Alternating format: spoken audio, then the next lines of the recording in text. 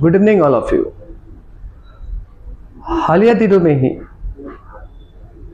बिहार राज्य में एडीओ की परीक्षा आयोजित करवाई गई थी 934 पोस्ट के लिए, 934 पदों के लिए, जिसका पेपर कैंसिल कर दिया गया है। कैंसिल करने का वजह बताया गया है कि किसी सेंटर में 24 स्टूडेंट्स ने ब्लूटूथ, मोबाइल, गैजेट्स इत्यादि प्रकार के डिजिटल सामान लेके गए थे। वजह अभी तक सिर्फ यही सामने आई है। इसमें कितनी सच्चाई है ये तो आने वाले समय में ही पता चलेगा। लेकिन सबसे महत्वपूर्ण बात यहाँ पर यह है कि बिहार राज्य में जब भी कोई भी पेपर होती है, ये एडीओ की ही बात नहीं है। यहां मैं एडीओ की ही बात नहीं कर रहा हूं, मैं बीपीएससी की ही बात कर रहा हूं, मैं दरोगा की भी बात कर रहा हूं, मैं कांस्टेबल की भी बात कर रहा हूं।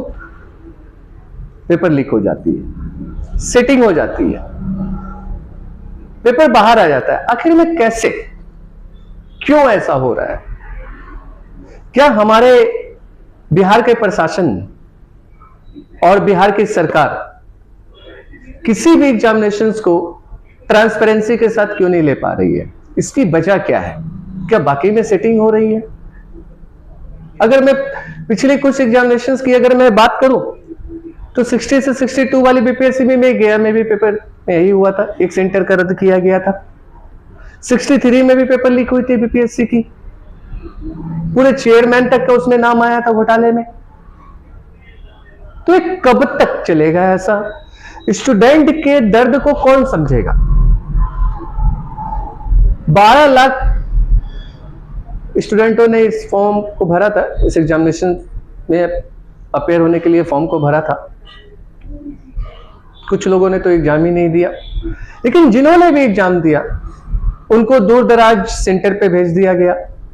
मुजफ्फरपुर, पश्चिमी चंपारण, पूर्वी चंपारण, किशनगंज, पूर्णिया इत्यादि जगहों पर भेज दिया गया। कितनी समस्याओं का चुनौतियां करके बच्चे जाते हैं और पेपर लीक हो जाता है। मैं तो प्रैक्टिकल ये भी बोल सकता हूं मैं कि किसी किसी स्टूडेंट्स के पास तो जाने के लिए भाड़ा तक नहीं होता है। वो अपने स्टूडेंट से या किसी रिश्तेदारों से मांग के जाते हैं एग्जामिनेशन देने के लिए। जब मैं प्रैक्टिकल देखा भी हूं और देख भी रहा हूं, फिर भी ऐसी घटनाएं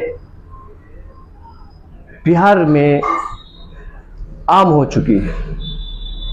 स्टूडेंट के दर्द का किसी को अंदाजा भी नहीं है। कितनी मेहनत से, कितनी शिद्दत से रात दिन एक करके पढ़ाई करते हैं और उसके बाद पेपर लीक हो जाता है।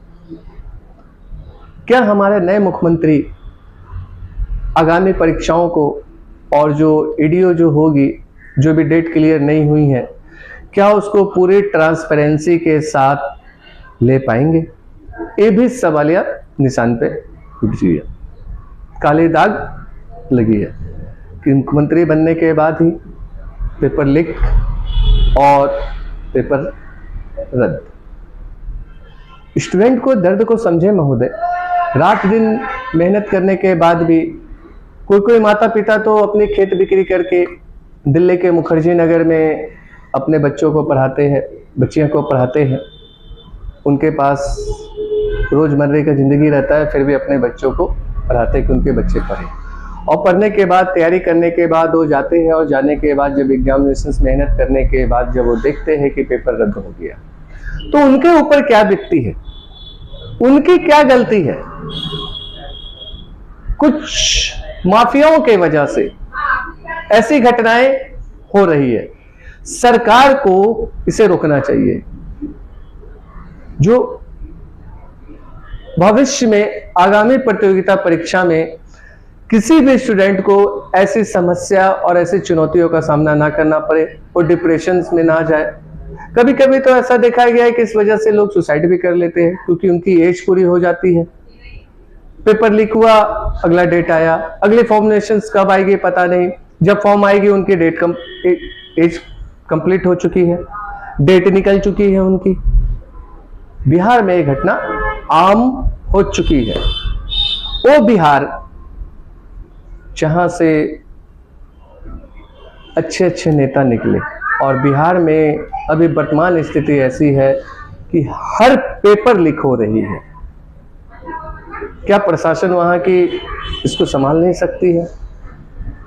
क्या प्रशासन सिर्फ तमाशा देख रही है? हम बन गए IAS IPS और हम एक एग्जाम को कंडक्ट नहीं कर पा रही है एडमिनिस्ट्रेशन। इसमें दोष किसका है? इसमें सरकार की दोष है या प्रशासन की दोष है जो पेपर लीक हो रही है, या फिर कहीं सेटिंग हो रही है जिस वजह से बच्चों को इतनी दिक्कतों का सामना करना पड़ रहा है, डिप्रेशंस में जा रहे हैं? क्या देश के कर्णधार को, बिहार के कर्णधार को आने वाले समय में भी ऐसी ही समस्याओं का सामना करना पड़ेगा, या फिर सरकार उचित निर्णय लेके सही तरीके से पूरी ट्रांसपेरेंसी के साथ किसी भी एग्जामिनेशंस को करवाएगी, या फिर हर एग्जामिनेशंस में कुछ ना कुछ बदलाव करेगी? क्योंकि किसी भी एग्जामिनेशंस में जब कोई बदलाव होता है तो भी एक प्रेशर रहता है किसी भी स्टूडेंट को, नए पैटर्न्स के अनुसार, नए सिलेबस के अनुसार, न्यू टर्म एंड कंडीशंस के अनुसार ढलने में कुछ समय लगता है। गवर्नमेंट को क्या है, कमीशंस को क्या है, वो तो आए, मीटिंग किए और चेंज कर दिए। लेकिन आप भी महोदय किसी न किसी वक्त स्टूडेंट रहे होंगे, और स्टूडेंट बनने के बाद भी ऐसे ओहदे पर आए हो। आप लोग अगर स्टूडेंट्स के दर्द को नहीं समझोगे तो कौन समझेगा?